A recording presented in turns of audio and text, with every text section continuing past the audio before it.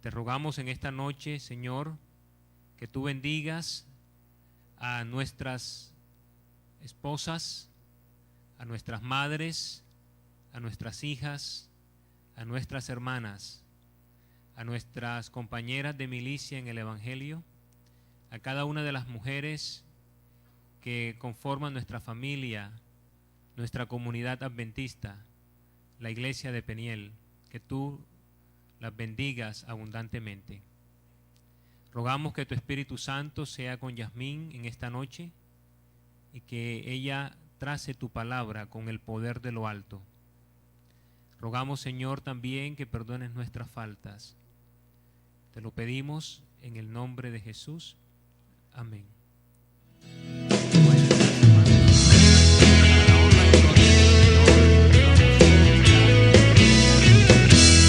Estará a cargo de Diego y Helen.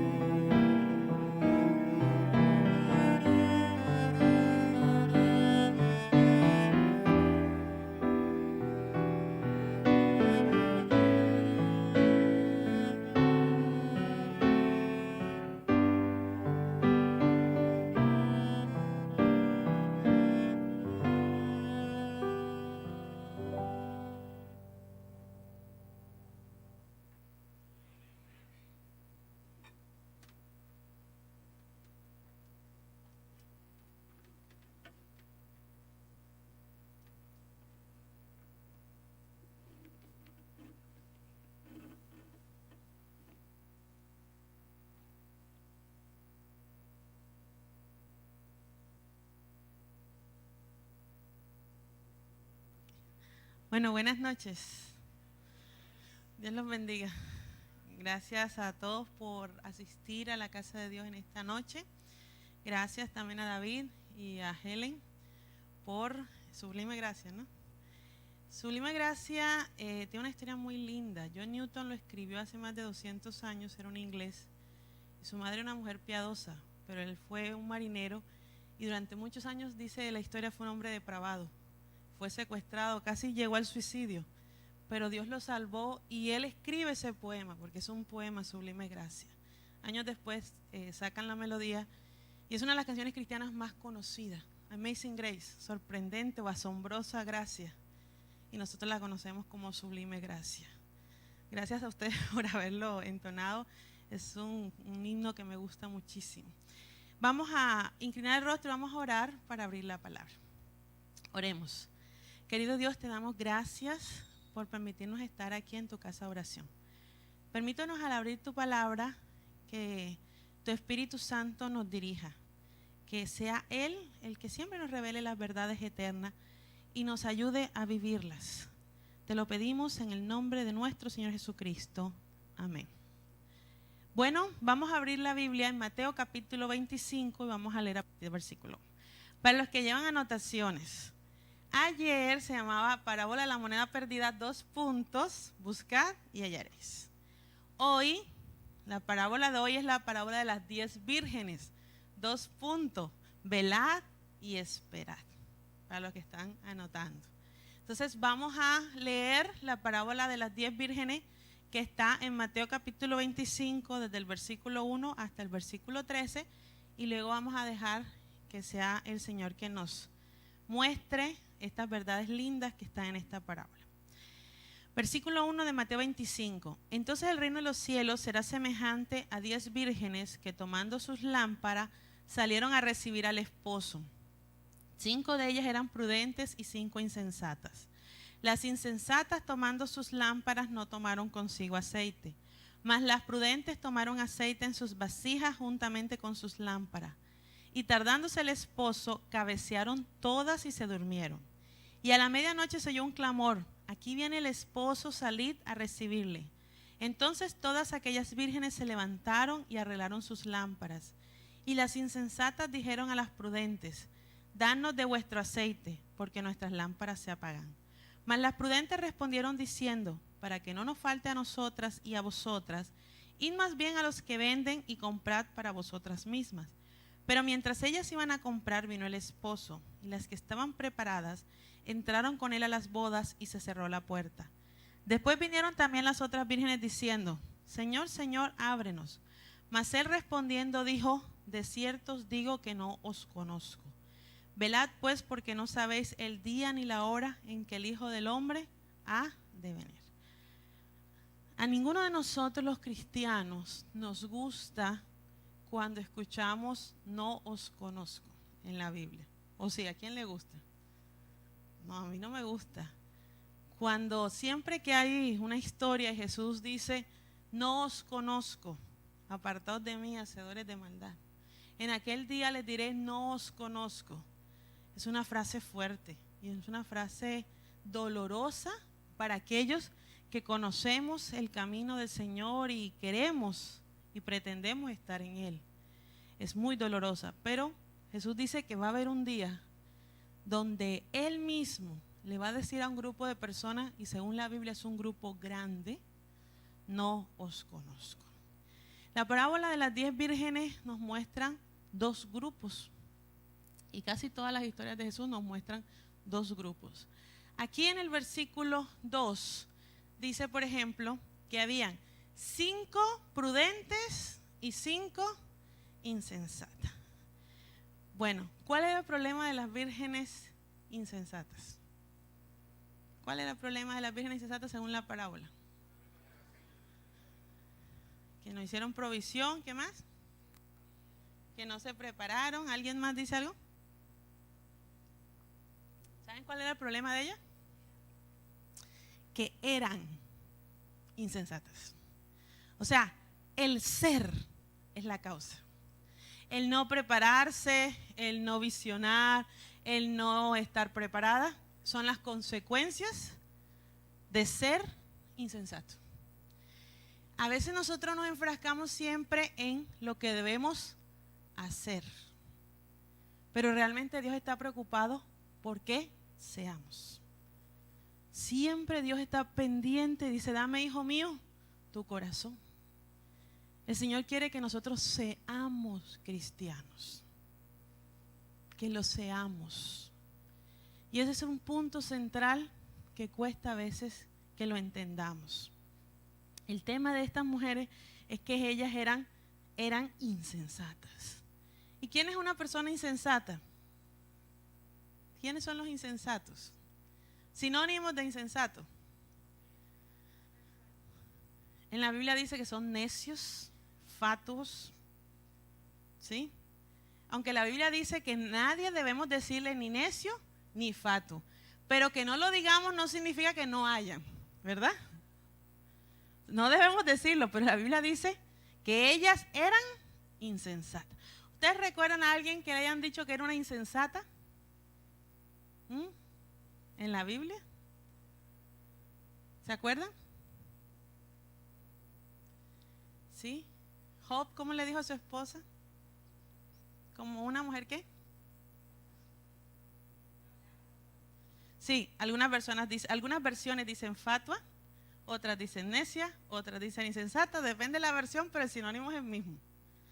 Ahora, no dijo que era, sino que había hablado como una de ellas. Como una de ellas. Entonces, lo que nosotros tenemos que empezar a vislumbrar dentro de estos dos grupos de vírgenes que representan a la iglesia, al pueblo de Dios, siempre, es que hay un grupo que es insensato y otro grupo que es prudente. ¿Quiénes son las personas prudentes? Sinónimos. Personas que se preparan, que visionan el futuro, ¿verdad? Y no solo lo visualizan, sino que se preparan para lo que viene. ¿Cómo conocemos nosotros si una persona es insensata o una persona es prudente? Por ejemplo, ¿cuántos han ido a un paseo de la iglesia? A un paseo de la iglesia.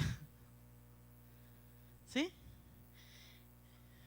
No hay que esperar el día del Señor Jesús para saber quiénes son prudentes y quiénes son insensatos.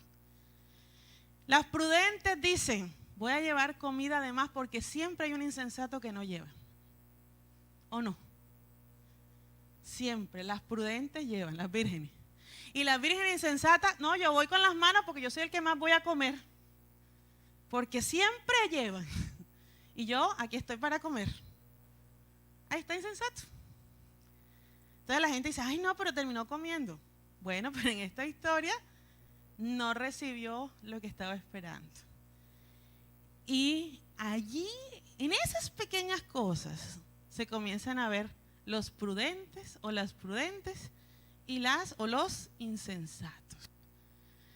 Es decir, yo para cada cosa tengo que prepararme. Si yo voy a alguna actividad, de antemano tengo que prepararme para esa actividad.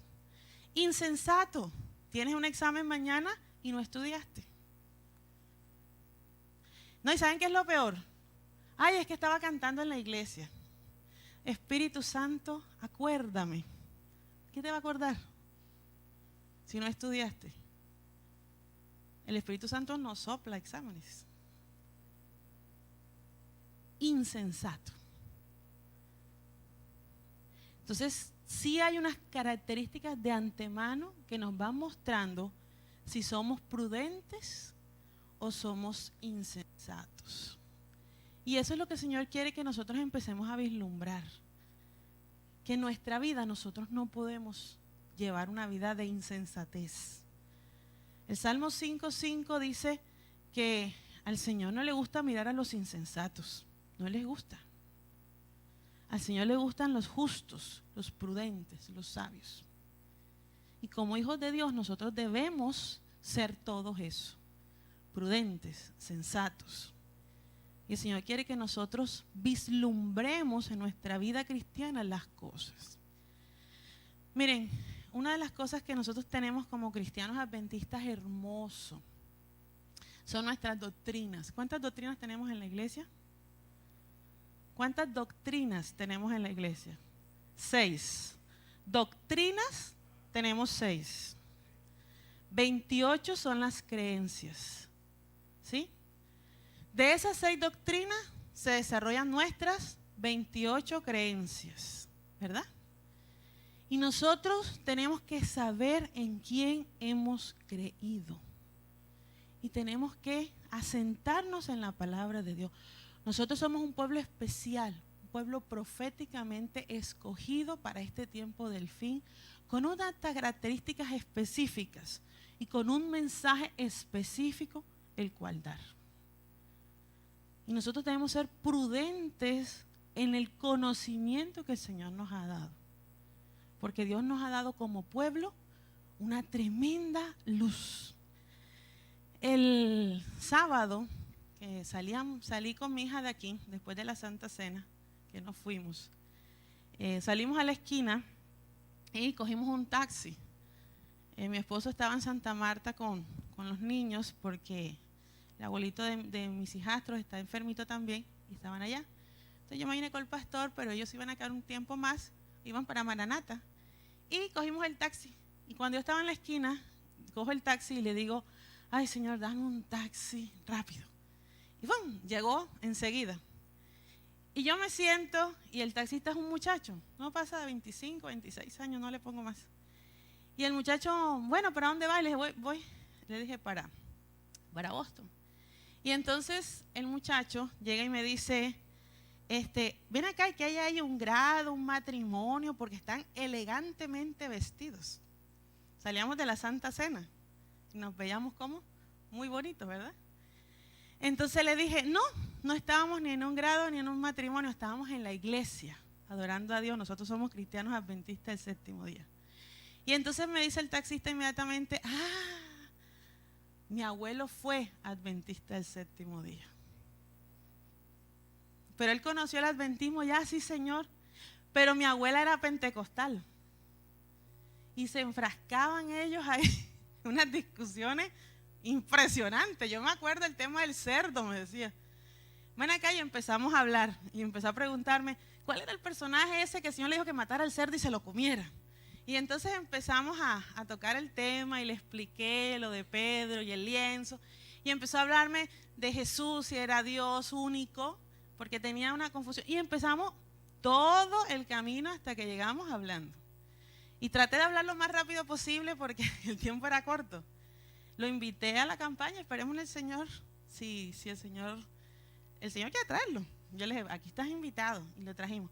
Pero hubo una parte final, cuando ya se nos acabó el tiempo, y llega un momento y me dice, oiga, pero está interesante lo que dice, está interesante. Y yo le dije, yo le dije, pues, y no sabes lo interesante que es la Biblia. Es hermosa, es maravillosa. Porque a medida que él me preguntaba, yo veía todas las respuestas en la Biblia. ¿Y cuánto nos ha pasado eso, verdad? Que nos ha tocado estudiar con alguien y a medida que nos pregunta, a mí me ha tocado personalmente estudiar con testigos pentecostales, ateos, gnósticos, bueno, díganme una, y mormones, me ha tocado. Y a medida que sin discutir hemos llegado a estudiar la palabra, cada día nos damos cuenta que llega un momento en que ellos se quedan callados porque no tienen que responder y nosotros solo con la Biblia tenemos cómo contestar. Entonces, cada día me convenzo más de que nosotros somos un pueblo especial, que no tenemos duda alguna de cada una de nuestras doctrinas y creencias. Y eso es una bendición. Pero independientemente de lo que el Señor ha depositado en nosotros como iglesia, individualmente cada uno de nosotros debemos asentar nuestra fe en Cristo Jesús. Porque es Él el que nos va a dar la sabiduría. Fuera de Él no vamos a entenderlo. Cuando yo llegué a la iglesia, yo tuve un buen maestro. Tuve 2 específicamente. Pero uno de ellos era muy bueno para las profecías. Y me enseñó, me discipuló. Yo digo que una de las cosas más maravillosas uno es tener un excelente maestro que lo disipule para llegar a los pies del Señor. En la medida en que seamos bien discipulados, vamos a tener más fuerza a la hora de seguir al Señor Jesús. Y ese maestro tan bueno me enseñó que el trigo no se va, que el trigo se queda. Que en el zarandeo es la cizaña y el trigo partido el que se va. Pero una vez llegó una corriente a la iglesia a la cual yo crecí, en la cual yo viví, en la cual me desarrollé y tenía mis amigos de iglesia. Nosotros llegamos a ser casi 120 miembros de esa iglesia. Pero de pronto entró un hombre en esa iglesia con una doctrina nueva, entre comillas, y sonaba bonito, Dios es amor. Y todo el mundo decía, bueno, pero ¿cuál es el problema si Dios es amor? Todo el mundo lo sabe. Pero a partir de una premisa falsa, partió la iglesia de tal manera que un sábado solo habíamos 8 personas en la iglesia. El resto no iba a la iglesia, porque no se hablaban entre unos y entre otros. Y los 8 que nos quedamos ahí decíamos, ¿qué está pasando? Y cuando íbamos a visitar a los hermanos, ¿de qué lado estás? ¿De este o de aquel? Teníamos que estar en un bando para saber si nos recibían o no nos recibían. Imagínense hasta dónde pueden llegar las doctrinas en un lugar. Y antes comíamos juntos, salíamos de la iglesia, almorzábamos en la casa de un hermano y se acabaron los almuerzos, se acabaron las risas, se acabaron el compañerismo, se acabó eso. Y entre esos, mi hermano mayor en la iglesia se hizo mi mayor enemigo. Y cuando yo lo fui a visitar y oré con él y hablé con él, me dijo, ¿cuánto te está pagando la asociación para convencerme? Y yo le dije, nada. Y empezó a decir que a mí me habían dado un trabajo a través de la asociación. No sé la Superintendencia de Servicios Públicos qué tiene que ver con la asociación, pero según él, me dieron el trabajo por ellos. Y por eso yo les hacía el favor de llevar la doctrina. Pero fue una cosa tan tremendamente destructiva lo que hubo. Por eso nosotros tenemos que asentarnos en el Señor. Porque la Biblia dice, el que cree estar firme, mire que no cae. El que está firme, no cae. El que está firme en Cristo Jesús, no cae. El que cree estar firme es el que cae. Y por eso nosotros debemos ser sensatos, ser prudentes. ¿Y esa prudencia cómo nos la llevamos? 1, estudiando, orando y sobre todo testificando. Miren que hay muchas personas que me dicen, es que a mí me da miedo hablar del Señor, a mí me da temor. Y el sábado lo hablamos, que en el temor, el amor echa fuera el temor. Nosotros no tenemos por qué tener miedo. Si Jesús es mi mejor amigo y yo voy con Jesús, que es mi mejor amigo, ¿qué tanto es decirle a un amigo, mira, te presento a mi mejor amigo Jesús? Aquí está. ¿Qué tanto es decir lo que Dios ha hecho por nosotros? No tenemos que hablarle de la teoría del santuario, ni de Apocalipsis, ni de Daniel, sino única y exclusivamente de lo que Jesús ha hecho en nosotros. ¿Cuánto sabemos lo que Jesús ha hecho en cada una de nuestras vidas? Y yo puedo decir, Jesús en mi vida ha hecho esto. ¿Podemos hablar de eso o no podemos hablar de eso? Es muy difícil. ¿Quién éramos nosotros antes de Cristo? ¿Y quiénes somos nosotros después de que Cristo nos buscó, nos halló, nos encontró, nos lavó, nos redimió y nos salvó? Alabado sea el nombre de Dios por eso, ¿verdad? Entonces Dios quiere que nosotros entendamos que tenemos que seguir cada día los pasos de Jesús. Marcos 1:35 dice que el Señor Jesús se levantaba muy de mañana, muy temprano, dicen algunas versiones, a orar. Y varios versículos de la Biblia nos enseñan que Jesús se levantaba muy temprano a orar. Y nosotros debemos levantarnos muy temprano a orar. Si nosotros leemos en el Éxodo 16, donde se da el maná, nosotros vemos que antes de que el sol llegara, tenían que ir las familias ¿a qué? A recoger el maná. Antes de que el sol salga, nosotros tenemos que buscar al maná. En Juan 6 el Señor dice que ese maná, ¿quién es? Es el mismo. Él dice que el maná que descendió del cielo, el pan de vida que descendió del cielo, es Cristo Jesús. Jesús dijo, yo soy el pan de vida. Entonces, antes de que el sol salga, nosotros debemos haber ido a buscar el pan de vida que es Cristo Jesús.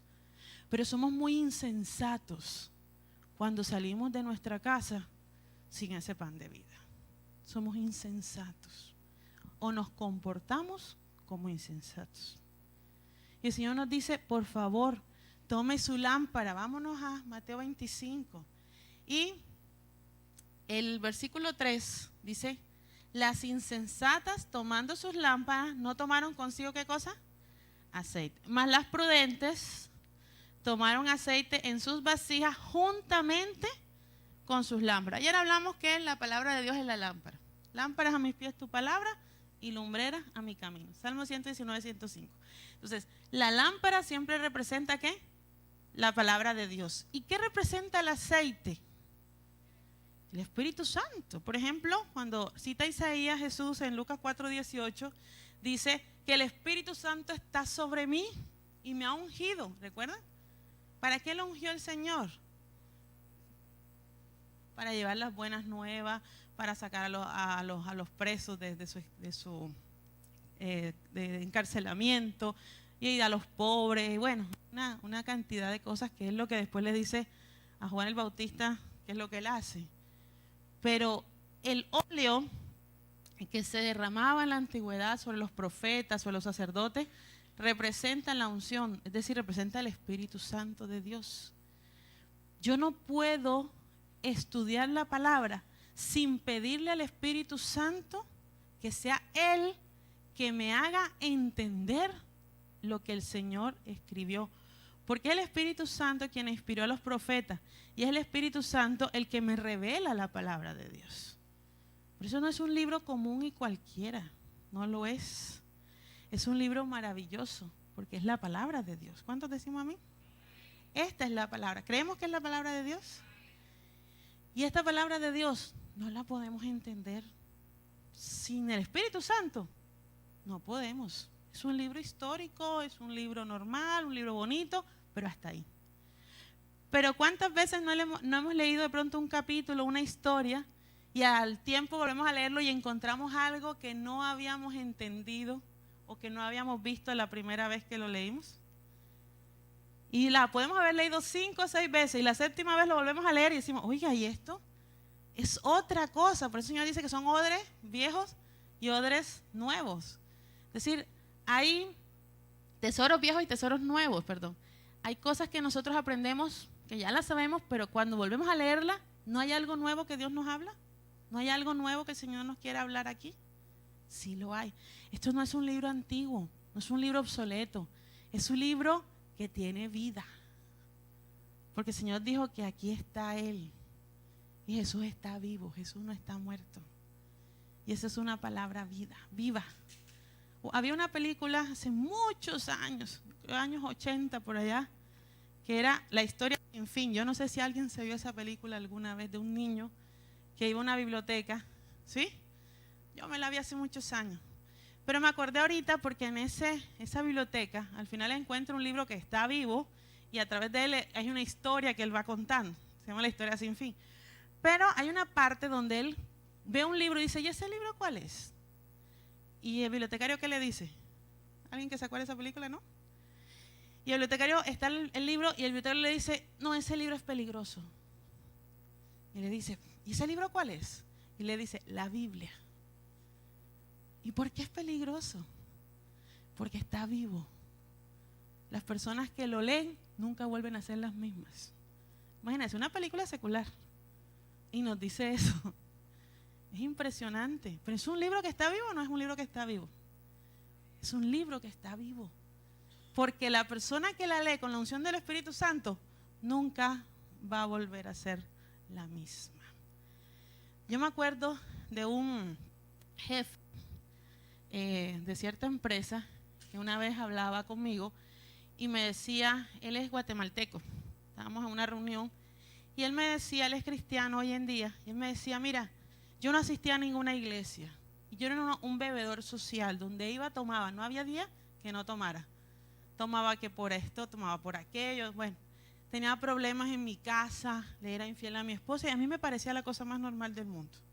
Y alguien de pronto un día me regaló una Biblia y me senté y la miré Y la persona que me la dio me dijo, para poderla entender, tienes que orarle a Dios por su Espíritu Santo. Si yo no entendí mucho lo que me quiso decir. Pero un día en una desesperación que yo tuve, yo abrí la Biblia y me acordé de las palabras de mi amigo y le pedí al Señor que su Espíritu Santo me revelara lo que estaba ahí. Y empecé a leerlo. Y me decía, y usted no me va a creer, pero empecé a leer los evangelios. Y yo no recuerdo si ahí decía de adulterio o no decía, pero de pronto la persona que tenía yo, la dejé. De pronto dejé de empezar a tomar, empecé a amar a mi esposa y empecé a ver unos cambios en mí y cada día me apasionaba más la palabra, hasta que tuve una necesidad de ir a darle gracias a Dios, a adorar a Dios. Encontré una iglesia, me bauticé, hoy soy cristiano en el Señor. Y me decía, es la palabra de Dios la que transformó mi vida. Y es un Señor muy coherente entre lo que habla y lo que vive. Pero muchos de nosotros conocemos muchas personas que su vida ha cambiado y ha sido transformado por el poder del Espíritu Santo dado a través de la palabra. ¿Es o no es? Y comenzando por quién? Por nosotros mismos. Somos nosotros mismos. Pero las insensatas tomaron las lámparas y ¿qué no tomaron? Ahora ya les hago una pregunta. ¿Las bodas se hacen en las medianoche? No, ahora sí, pero digamos en la época israelí, no. Los israelitas no, porque los israelitas normalmente trabajaban en el día y en la noche ponían la lámpara un ratico y a dormir, a las 8 como las gallinas a dormir, porque no había luz como ahora. Eran lámparas, eran velitas, digámoslo así. Ellos se acostaban temprano y se levantaban muy temprano. Entonces no era como normal que el novio llegara a las bodas a la medianoche. Así que no era como tan normal que ellas tuvieran que tomar aceite extra. O sea, si metíamos la lógica, no era locura lo que ellas estaban haciendo. No, si él debe llegar por ahí como a las 7, como a las 8, eso nos alcanza. Pero las prudentes dijeron, no sabe a qué hora va a llegar. Yo mejor tomo una aceite extra por si acaso. Y aquellas personas que desde jóvenes, hablamos espiritualmente, no de edad, en el Señor, siempre toman un aceite extra por si acaso. Son aquellas personas que si el profesor en el colegio les dice, aquí están estos 20 ejercicios, ellos hacen 28. Que si en el trabajo le dicen, mira, tu trabajo está aquí, ellos dicen, ay, pero este huequito está sin hacer, yo lo voy a hacer. Son las personas que siempre hacen un poco más de lo que se les pide, se les dice o se les espera de ellos. Porque su carácter es prudente. Y eso es lo que nosotros tenemos que ver. Personalmente, a la luz de la Biblia, yo no creo en las personas que dicen ser cristianas y son los peores estudiantes. Porque eso la Biblia no me enseña a mí eso. Que son los peores trabajadores, que son los que llegan más tarde y salen de primero, que son los que andan en chisme y en problemas. Eso no es lo que a mí la Biblia me enseña. A mí la Biblia me enseña que el cristiano es el seguidor de Cristo y sigue las pisadas de Cristo. Y Cristo todo lo hace perfecto y bueno en gran manera. Por lo tanto, si ya no vivo yo, más vive Cristo en mí, yo debo ser una virgen sensata. Es decir, una mujer o un hombre en el Señor, que quiere hacer la voluntad del Señor y que es prudente, que en primer lugar pone a Dios sobre todas las cosas y que en cada cosa de su vida lo hace bien. Quiere hacerlo bien, aunque se pueda equivocar, pero lo intenta, pero se esfuerza, pero sigue adelante. Y eso es lo que el Señor nos dice, tú tienes que tomar el aceite, la unción del Espíritu. El Espíritu Santo debe estar ungido sobre ti. Y les pongo un ejemplo del Antiguo Testamento clásico. José. ¿Estaba o no estaba el Espíritu Santo con José? Y todo lo que tocaba José prosperaba. Pero es que no puede ser posible que un hijo de Dios, un cristiano, todo lo que toque quiebre, todo lo que toque salga mal, todo lo que toque se daña. Eso no es bíblico. Cuando Dios te ha ungido, cuando Dios está contigo, también hay una bendición. Deuteronomio 25 lo dice. Tu vientre es próspero, tu arteza de amasar, todo, si guardas los mandamientos que el Señor te da. Hay una causa. Y estas mujeres Dicen que, versículo 5, se tardó el esposo, cabecearon todas y se durmieron. A la medianoche se oyó un clamor, aquí viene el esposo, salid a recibirle. ¿Y qué pasó? Que las 5 insensatas tenían las lámparas apagadas y no podían hacer el camino. Ellos tenían que hacer un camino para que siguiera. Y no podían hacer el camino porque no tenían. Y le dicen, por favor, dale. ¿Tú le puedes dar tu propia experiencia a otra persona? Yo puedo escuchar al pastor Pacheco contarme de pronto lo que Dios ha hecho por él. Y puedo oír, por ejemplo, lo que el Señor ha hecho en Farley. Pero yo tengo que vivir lo que Cristo hace en mi vida. Yo no puedo vivir de la experiencia de los demás. Yo tengo que vivir mi propia experiencia en el Señor. Que esa palabra que está ahí, a través del Espíritu Santo, se haga realidad en mi vida. Y que sea una realidad. Y que yo pueda decir, bueno, pero el Señor me sacó de esta, me saca de esta. Pero si a mí no me ha sacado de nada, porque nunca he querido pararme de frente en el Señor, ¿en quién voy a confiar? Yo estaba en Sincelejo y cuando me salió un trabajo en el Banco de Bogotá, donde pasé la entrevista, pasé todos los requisitos, cuando me dijeron que tenía que ir por lo menos un sábado cada 15 días, mediodía, y yo les dije que no podía porque era el 27º día. La entrevista fue aquí, fue en el Banco de Bogotá, aquí de Barranquilla. Me vine de Sincelejo a la entrevista. Y cuando hice esa entrevista y hablé de eso, alguien en la iglesia me dijo, bueno, pero es que el Señor entiende las necesidades que tú tienes. Y yo le dije, claro, nadie más que Él lo entiende. Pero yo entiendo que yo no voy a comer ni a vestirme violando la ley de Dios. Y yo tengo claro que el 4.º mandamiento y la ley de Dios está vigente y que el sábado es santo.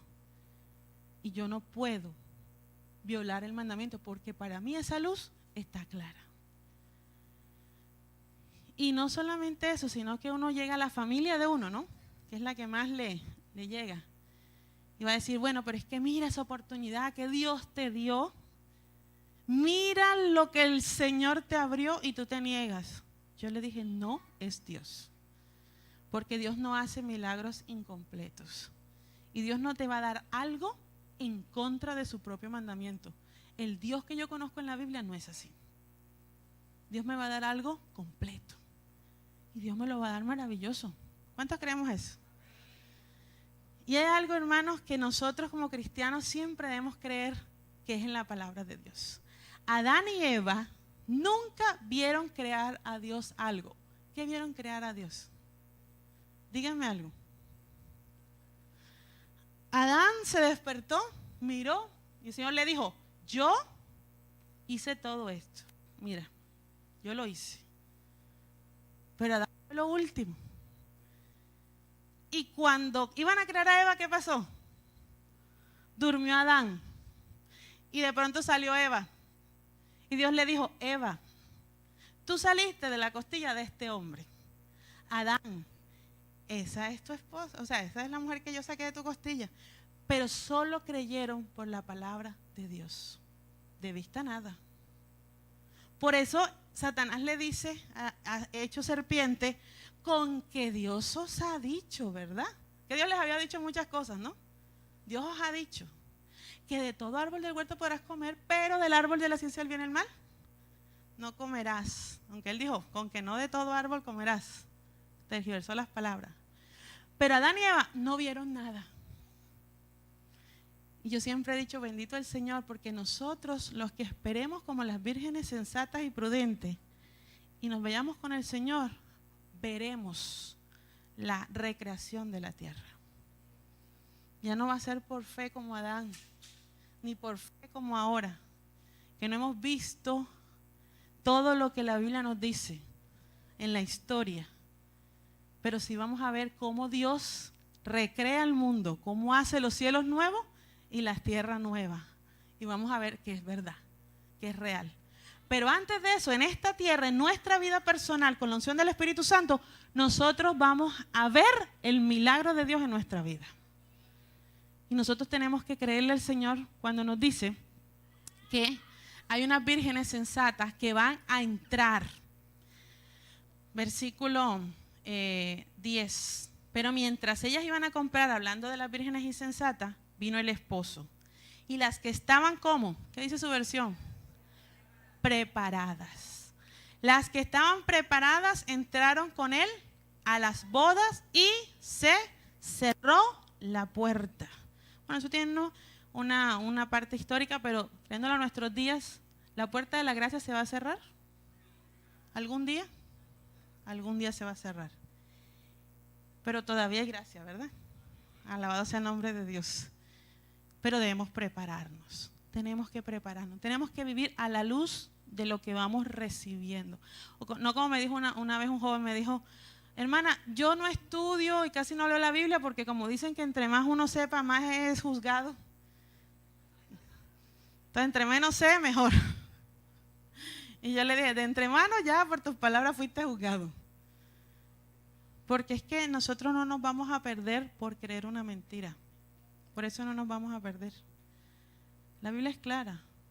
Nosotros nos perderemos porque Dios nos va a mostrar en algún momento la verdad. Y nosotros decidiremos rechazar la verdad que Dios nos ha mostrado. Y en ese momento que rechazamos la verdad, en ese momento ya no hay más luz para nosotros. Pero pidámosle al Señor que nosotros nunca rechacemos la verdad que Dios nos vaya mostrando. Porque si la luz que Dios nos muestra no la vivimos, no habrá más luz que mostrarnos. Dios quiere que nosotros seamos un pueblo lleno de bendición. ¿Cuántos creen eso? Un pueblo lleno de amor, pero lleno de amor los unos por los otros. Aún cuando una madre, ¿cuántas madres hay aquí? Ayer me dijeron que le dio un poquito duro a las mujeres. Aún nosotras como madres, ¿cuántas amamos a nuestros hijos? ¿Mucho? ¿Verdad que nosotros somos capaces de dar la vida por los hijos, verdad? Y eso ahí también incluye a los padres, pero hablemos hoy de las madres. Y nosotras como madres somos capaces instintivamente, ni siquiera razonar, o sea, la razón. Estaba yo embarazada de Hannah, tenía ya casi como 8 meses, y yo caminaba desde el 5.º mes hasta el 9.º, caminé todos los días, caminaba 1 hora. Iba al Sur y Salcedo, daba la vuelta y me regresaba caminando rápido. Porque un doctor me decía que entre más me moviera, me arrodillara, estuviera, el niño se movía y pues el parto iba a ser más rápido. Yo tuve parto natural y mis dolores empezaron a las 2 de la mañana y Hannah nació a las 4 de la mañana. Son 2 horas, así que les doy ese tips para las que vayan a embarazarse. Que no se mueva, el niño se queda ahí, eso son como 24 o 48 horas de dolores. Pero entre más te muevas, te arrodilles, andes, hagas ejercicio, el parto es más rápido. Se lo digo por experiencia personal. Y cuando iba por la carretera, iba a atravesarla, no vi que venía un carro y cuando de pronto vi el carro alcanzó a frenar, pero instintivamente lo que yo hice fue poner la espalda y poner las manos en la barriga. Ese día entendí lo que es el instinto materno. Fue ese día, antes de eso no. Mira, antes de eso a mí los niños no me gustaban. En la iglesia yo era de las que me sentaba y el niño corría y decía, pero ese niño corra, que la mamá venga y lo coja. Hasta ahí, hasta ahí. Ser madre nos cambia cualquier perspectiva total frente a los niños. A veces no nos gustan los sobrinos, no nos gustan los niños de la iglesia, pero nos gustan los hijos de nosotros, ¿o no? Ahí sí la cosa cambia. Y sí se desarrolla algo que las que somos madres sabemos que sí hay un cambio mental, emocional y físico después que somos madres, ¿o no? Total. Pero una de las cosas que se desarrolla es lo que se llama el instinto materno. Y cuando nosotros tenemos nuestro niño, queremos ¿qué? Protegerlo. Siempre queremos protegerlo, pase lo que pase. Y yo sé que todas las que estamos aquí, si en algún momento nos tocara dar la vida por nuestros hijos, la daríamos y felices. Lo daríamos y felices. Y a veces nuestros hijos no entienden hasta dónde de grande es el amor, ¿verdad?, de la madre. Y creen que una es cantaletosa, la mamá es bien complicada, la mamá cree que todos son malos. Pero lo que no entienden hasta que no sean madres y padres es que sus madres desean lo mejor para sus hijos. Y si nos toca dar aún la vida por nuestros hijos, la damos. Si nos toca que la médula, que la sangre, que esto, que el corazón, que el riñón, lo que sea que toque darlo, lo damos. ¿O no es así? Por un hijo. Por cualquiera de nuestros hijos. Porque por eso la Biblia habla de padre e hijo. Me acuerdo que el taxista me decía, con esto voy terminando, y me decía, ¿pero por qué padre e hijo? Y yo le decía, porque es la relación que Dios quiere mostrarnos aquí en la tierra. Los ángeles no entienden esa relación. Para los ángeles, Dios Padre no es el Padre. Tendrá otra denominación, otro nombre. Porque es que los ángeles ni se casan, ni se dan en casamiento, ni tienen hijos. Ellos que van a entender que es un padre y que es un hijo, no lo entienden. Pero nosotros sí. Y por eso usa esa figura con nosotros. Pero realmente no es que este engendró a este y es el padre y el hijo. No, hay una relación. Yo le decía, si a eso vamos, el Espíritu Santo será el Padre porque es el que se puso sobre María. Y me quedó diciendo, ay, ¿verdad? Entonces, nosotros como hijos de Dios debemos, a través de lo que vemos alrededor, entender siquiera un poquito cuán grande es el amor de Dios y cuánto espera que nosotros nos preparemos para estar con Él por la eternidad. Cuando empezamos a entender el amor de Dios, nosotros podemos desarrollarlo. Y mañana vamos a hablar de eso. Ojalá no se pierdan el de mañana. Es uno de los temas que más me gusta. El tema de mañana es sobre las parábolas, la parábola de los dos deudores. Y se llama Amad y Perdonad. Y vamos a hablar del perdón, de cómo podemos perdonar a quien nos ofende. Y cómo podemos perdonar a quien que ya nos hizo daño o nos sigue haciendo daño, o aquel que nos va a hacer daño, porque la Biblia nos lo dice. Pero en esta noche yo quiero terminar leyendo los versículos 11 y 12. Vamos ahí sentaditos a leerlo. Mateo 25, 11 y 12 dice: Después vinieron las otras vírgenes, después que se cerró la puerta, diciendo: Señor, Señor, ábrenos. Mas él respondiendo dijo: De cierto os digo que no os conozco. Velad pues, porque no sabéis el día ni la hora en que el Hijo del Hombre ha de venir. Nosotros no sabemos. Y se los digo sinceramente, yo no me preocupo por el día y la hora en que el Señor viene. Yo no me mato por internet buscando qué día ni qué hora, porque yo sé que mi Redentor vive y que mis ojos al fin lo van a ver. Y que si viva, no lo voy a ver. Cuando muera, resucitaré por fe en el Señor y lo veré. Así que en mi generación, Cristo va a venir. Porque en el momento en que cierre los ojos, al instante, veré a mi Redentor viniendo. Pero yo quiero ser una de las que cuando el Señor venga, pueda decir: venid benditos de mi Padre. Y no que diga: yo a ti no te conozco, no sé quién eres. Y hoy, mientras tocan ese himno hermoso, yo quiero orar. Ayer oramos por quién, ¿recuerdan? ¿Ah? No, pero hubo un grupo especial antes de eso. Por la moneda perdida, por los que en algún momento se habían sentido monedas perdidas. Y yo hoy quiero que oremos por aquellos que quieren prepararse para cuando Cristo venga. La Biblia dice: velad y esperad. Velad y esperar al Salvador.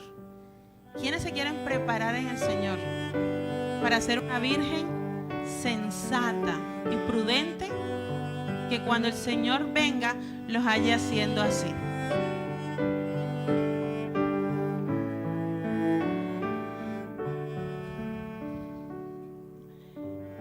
La Virgen representa a la iglesia, hermano. Pero la iglesia no es más que las comunidades de los creyentes, y somos nosotros. Cuando venimos a la iglesia, adoramos a Dios, oímos la palabra y le damos gracias a Dios. Pero el Señor quiere que nosotros seamos de los que salimos allá afuera y hacemos la voluntad del Padre que está en los cielos. Cuando un río crece, se desborda. Entre más estudies la palabra y más ore, no puedes quedarte callado. Entre más lleno del Espíritu Santo estás, el mismo Espíritu te impulsa a testificar. Y yo quiero orar por cada uno de nosotros para que el Señor nos ayude a ser vírgenes prudentes y que se vea en nuestra vida, en nuestra forma de vestir, en nuestra forma de hablar. Las vírgenes prudentes no se ríen de las cosas de Dios. Las vírgenes prudentes son sensatas para hablar y para testificar. Y son muy prudentes también en su casa. Una de las cosas que más nos falta es amor en nuestros hogares. Mañana vamos a hablar de eso. Vamos a inclinar el rostro mientras toca, sigue tocando y vamos a orar. Inclinemos el rostro y oremos. Oremos. Querido Dios, te damos gracias porque tú eres bueno. Siempre reconocemos que eres bueno y que tu misericordia es infinita. Gracias, Padre Santo, porque cada día abrimos los ojos y nuestro corazón late porque tú nos amas. Gracias, Señor, porque durante la noche muchas personas no se levantan, pero tú permites que nosotros sigamos adelante. Yo te pido humildemente que no haya vanagloria ni jactancia en nuestras vidas, que nos ayudes a ser humildes como es nuestro Señor Jesucristo. Ayúdanos, Padre Santo, a ser tan humildes que entendamos que separados de ti nada podemos hacer. Permítenos, Señor, agarrarnos de tu brazo poderoso y aferrarnos a la promesa que el que comenzó la obra la perfeccionará hasta el día de Jesucristo. Ayúdanos, Padre, a ser vírgenes prudentes, vírgenes sensatas, que tomen su lámpara para cualquier decisión que debamos tomar, inspirados por tu Espíritu Santo, entender lo profundo de tu corazón que está aquí en tu palabra. Ayúdanos, Señor, cada día más a hacer tu voluntad. Y danos sobre todas las cosas perseverancia. Permítenos para no ser de aquellos de los que retrocedemos, sino de los que avanzamos por fe cada día más.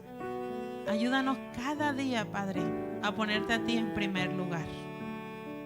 Por favor, Señor, que todos los que estemos aquí no solo vengamos en la noche a escuchar tu palabra, sino que en la noche también, en nuestro cuarto, en nuestro aposento, tengamos la intimidad contigo suficiente para abrir nuestro corazón y decirte: Señor, aquí estamos. Transfórmanos con tu Espíritu Santo.